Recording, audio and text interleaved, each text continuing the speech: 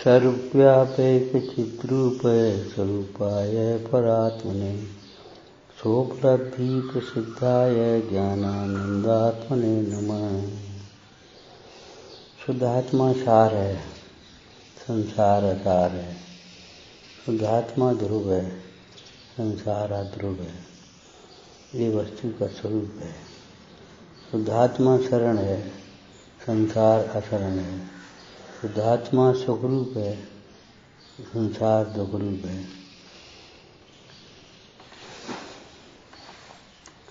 जहाँ संयोग है वहाँ वियोग है, जन्म है वहाँ मरण है। जिसका जन्म होता है उसका मरण होता है, जिसको संयोग होता है उसका वियोग होता है, जिसका उत्पाद होता है उसका व्यय होता है। शुद्धात्मा में उत्पाद भी नहीं है तो व्यय भी नहीं है। शुद्धात्मा में जन्म नहीं है, शुद्धात्मा का मरण भी नहीं। शुद्धात्मा में संयोग नहीं है, शुद्धात्मा में वियोग नहीं है।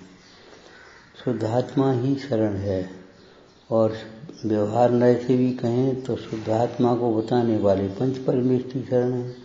शरण का मतलब उन्हीं का स्मरण करो, उन्हीं की श्रद्धा रखो, उनके वचनों की श्रद्धा रखो।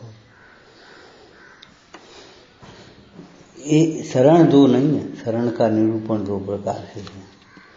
शरण का निरूपण दो प्रकार से है। जो शरण है वह शुद्धात्मा शरण है, यह परमार्थ है। और शुद्धात्मा को बताने वाले पंच परमेष्ठी शरणभूत हैं, यह व्यवहार है। शुद्धात्मा भी शरण है। इसका अर्थ क्या है? शुद्धात्मा का अनुभवन दुख को दूर करने वाला है, सुख को देने वाला है, पाप को नाश करने वाला है, धर्म को उत्पन्न करने वाला है। शुद्धात्मा का अनुभवन, मैं शुद्धात्मा हूँ ऐसा अनुभवन, यही सुखी होने का उपाय है। यही सुख स्वरूप है, यही सुख का कारण है। शुद्धात्मा का विस्मरण यही मरण है। और कसाय की तीव्रता हो गई तो कुमरण है।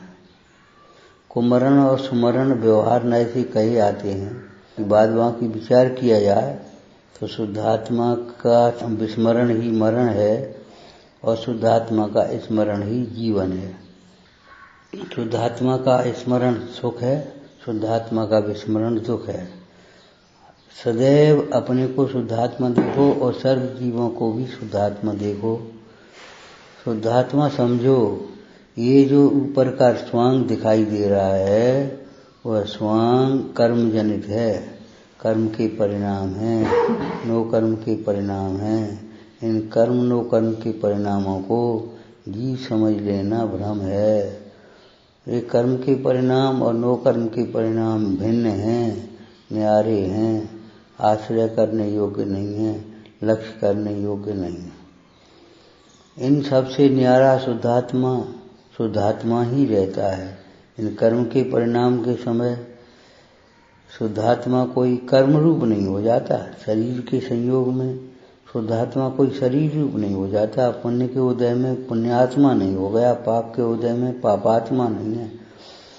ज्ञान रूप आत्मा, ज्ञान मात्र आत्मा, ज्ञान घन आत्मा तो सदाकाल ज्ञान घन ही है।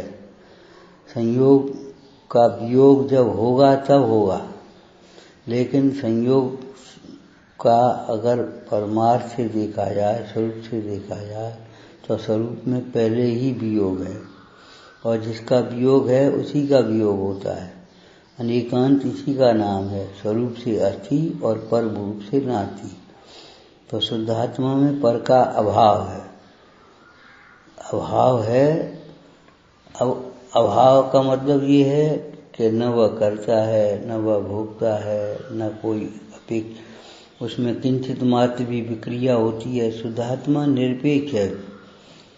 शुद्धात्मा के अलावा जो परद्रव्यों को हे कहा जाता है वह पर भावों को हे समझना चाहिए। परद्रव्य तो गे मात्र हैं। परद्रव्यों को हे कहना ये उपचार का कथन है। वास्तव में तुम्हारे विकारी भाव हे हैं। उन विकारी भाव का जो निमित्त है, लक्ष्य है, उस परद्रव्य को भी हे कहा जाता है। जैसे मूर्छा को दुख का कारण कहा तो मूर्छा के निमित्तभूत परिग्रह को भी दुख का कारण कहा। भली प्रकार से अपने तत्व का निर्णय करना चाहिए। परिणाम अत्यंत निर्मल रखना चाहिए। शुद्धात्मा के आश्रय से परिणाम कभी बिगड़ते ही नहीं हैं और बिगड़ने का कोई प्रश्न ही नहीं। आत्मा देखेंगे तो परिणाम कहाँ बिगड़ेंगे, और बाहर के स्वांग देखेंगे तो के परिणाम निरंतर बिगड़ेंगे। भयभीत होना कोई उपाय नहीं है, व्याकुल होना कोई उपाय नहीं है, क्षुब्ध होना कोई उपाय नहीं है। उपाय तो क्या है? उधर से सबसे अपनी दृष्टि हटा लेना, यही सुखी होने का उपाय है। आत्मा स्वभाव से सुख है, उसे सुखी करने के लिए बाहर की पदार्थों की जरूरत ही नहीं है। हमें जो जरूरत लगती है वह हमारी बहिर्दृष्टि के कारण से लगती है। परम सुख की कल्पना के कारण से हमें ऐसा लगता है पर पदार्थ के बिना अब क्या होगा। पर पदार्थों का भी परिणमन पर पदार्थ की चिंता के बिना नहीं रुकेगा, और अपना परिणमन भी पर की चिंता के बिना नहीं रुकेगा। अब क्या होगा? कुछ नहीं होगा। 6 द्रव्य हैं, 6 द्रव्य रहेंगे, 7 तत्व हैं, 7 तत्व रहेंगे। पाप का फल अनिष्ट संयोग रहेंगे, पुण्य का फल इष्ट संयोग रहेंगे। स्वभाव की आराधना का फल संयोग से सहित दशा होगी। अगर भेद ज्ञान है पाप के उदय में भी सुखी रहेंगे, अगर भेद ज्ञान नहीं है तो पुण्य के उदय में भी दुखी रहेंगे। और संयोग भी हर जीव के अपने अपने उदय के अनुसार मिलते हैं, मिलेंगे। बच्चा माता पिता के बिना अनाथ नहीं है। बच्चा अपने चैतन्य नाथ को नहीं जानता, त्रिलोकी नाथ को नहीं समझता, उसकी श्रद्धा नहीं है, इसलिए अनाथ कहा जाता है। अनाथ माता पिता नहीं, इसलिए अनाथ लगता है। अरे माता पिता जितना कर्म का उदय है तो उतना तो उसे मिलेगा ही। माता पिता भी पुण्य से ज़्यादा नहीं दे सकते, गुरु भी पुरुषार्थ और विनय और भक्ति के बिना ज्ञान नहीं दे सकते, सुख नहीं दे सकते। अपनी ओर न देखें तो अपनी ओर देखने वाले भगवान भी सुख नहीं दे पाएंगे। अपनी ओर देखें तो सहज ही सुखी हो जाएंगे, फिर किसी के देने की जरूरत ही नहीं है। जैन दर्शन के सिद्धांतों को बड़ी प्रकार से समझना चाहिए और चिंतन करना चाहिए। इनमें परिवर्तन नहीं हो सकता। इन सिद्धांतों को समझकर अपनी दृष्टि को बदलना चाहिए, यही उपाय है। शोक को छोड़ो, वियोग में होने वाले भविष्य काल में अब क्या होगा, अब क्या होगा, इस भय को छोड़ो और वर्तमान में हम कौन हैं ये विचार करो। जो नहीं है उसकी हमें ज़रूरत नहीं है, और जो है वह हमारे पास है, हमारे भीतर ही है। ये बात परम सत्य है, इसलिए अंतर्दृष्टि ही उपादेय है। अंतर्दृष्टि के बिना भय का अभाव नहीं होता और अंतर्दृष्टि में भय नहीं होता। निसंशय सत्यम स्वयं सहजम, अपने स्वभाव का वेदन करने वाला, निशंक होकर के अपने स्वरूप का अनुभव करने वाला जीव भयभीत कैसे हो सकता है। ज्ञानी जानता है हमारा चैतन्यमय लोक है, बाहर का लोक हमारा लोक ही नहीं है। परलोक में भी चैतन्य चैतन्य ही रहेगा और इस लोक में भी चैतन्य चैतन्य है। और चैतन्य की अनुभूति से उत्पन्न होने वाला आनंद वह अविच्छिन्न है, इसलिए उस आनंद में किसी प्रकार का कोई अंतराय नहीं होगा। तब हम भयभीत होने से करके क्या करेंगे? बाहर की व्यवस्था बिगड़ेगी, बनेगी, ये तो हमारी कल्पना है। वास्तव में पर द्रव्यों का भी परिणमन है। द्रव्य में अनादिकाल से पर्यायों का प्रवाह चला आ रहा है और अनंत काल तक पर्यायों का प्रवाह चलता ही रहेगा। हमारे भयभीत होने से क्या लाभ होगा? एक वेदक भाव से आत्मा अपने अभेद ज्ञान का वेदन करता है, आनंद का ही वेदन करता है। उस आनंद के वेदन का करने वाले आत्म स्वभाव में पर का वेदन करने के लिए कोई गुंजाइश ही नहीं है। उस स्वरूप में कहीं घुसने के लिए किसी को गुंजाइश नहीं होता। वस्तु का स्वभाव ही परम गुप्ती है। वस्तु के स्वभाव में किसी का प्रवेश ही नहीं है।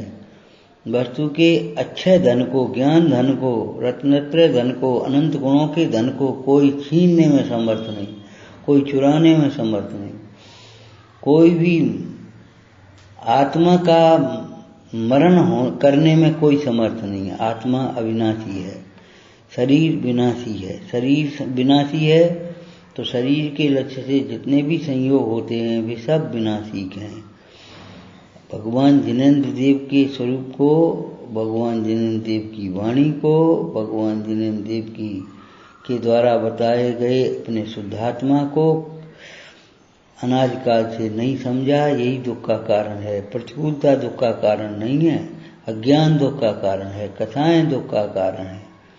इन अनुकूलताओं को मिलाने में नहीं लगे रहें, अनुकूलताओं की याद कर करके दुखी न हो, अपने ज्ञान स्वभाव की आराधना करके सुखी होवें, अपने आत्मा का लक्ष्य करके सुखी होवें, यही स्वाध्याय का फल है। सामायिक के बिना स्वाध्याय क्या करेगा? शास्त्र पाठी भी मूढ़ है जो निज तत्व अजान, जो अपने स्वरूप से विमुख है, बाहर में सुख ढूंढ रहा है, वह शास्त्र पाठी भी मूढ़ ही है। उस मूढ़ता से दुख ही बढ़ेगा। बाहर के हमने 10-20 शास्त्र पढ़ लिए तो हमें अभिमान ही होगा, और भेद ज्ञान पूर्वक अपने स्वभाव का लक्ष्य हुआ तो सम्यक ज्ञान होगा। सम्यक ज्ञान केवल ज्ञान को उत्पन्न करता है। केवल ज्ञान परम आनंदमय है, अक्षय सुखरूप है, अनंत सुखरूप है। ऐसा जान करके जैसे समुद्र में जहाज पर बैठे पक्षी के लिए कोई शरण नहीं है, एक बस शांत होकर के जहाज पर ही बैठा रहे, ऐसे इस अशरण संसार में शुद्धात्मा के अलावा कोई शरण नहीं है। ऐसा भली प्रकार से निश्चय करो, इसमें बिल्कुल शंका की जरूरत नहीं है कि कोई शरण होगा। अरे स्वर्ग के इंद्र भी इंद्र पद को छोड़ करके जाना ही पड़ता है जब आयु पूरी हो जाती है। कौन बचा लेता है? अब शरण का की लेगा जब इंद्र ना ही रहता है। शरण तो एक शुद्ध आत्म जाय मुनियन कहते। इसीलिए मुनिराज वाय विभूति को छोड़ करके, वाय परिग्रह को छोड़ करके, जिसको तुम सुख मानते हो, इंद्रिय सुख, सुखाभास, उसको छोड़ करके और उसके समस्त साधनों को छोड़ करके एक आत्मा की आराधना के लिए ही जंगल में जाते हैं, मौन होते हैं, अपने स्वरूप में रमते हैं और आनंद में मग्न रहते हैं। उन्हें ये विकल्प भी नहीं होता है इतने दिन हो गए अब क्या होगा। अरे क्या होगा? क्या वर्तमान में ही आनंदमय है ना, वर्तमान में ही मुक्त स्वरूप है। मुक्ति की परिणति जब आएगी तब आएगी, जब नहीं। आत्मा तो सदा काल मुक्त स्वरूप है। ऐसा विचार करो, ऐसा चिंतन करो और आनंद से रहो। ओम नमः सिद्धेभ्यः।